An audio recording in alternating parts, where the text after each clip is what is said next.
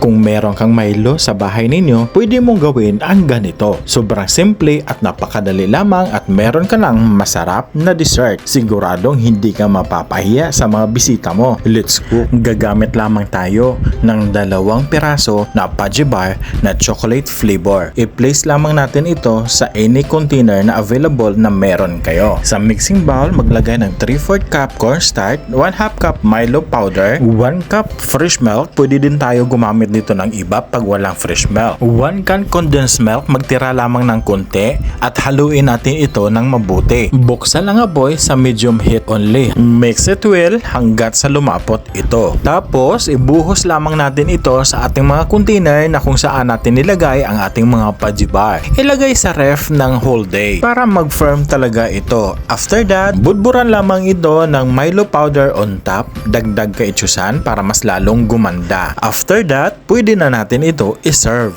Wow! Look at that! Pwede na natin ito lantakan. Sigurado ako na ang mga bisita nyo sa darating na Pasko ay manghihingi pa ng take out nito. Yummy!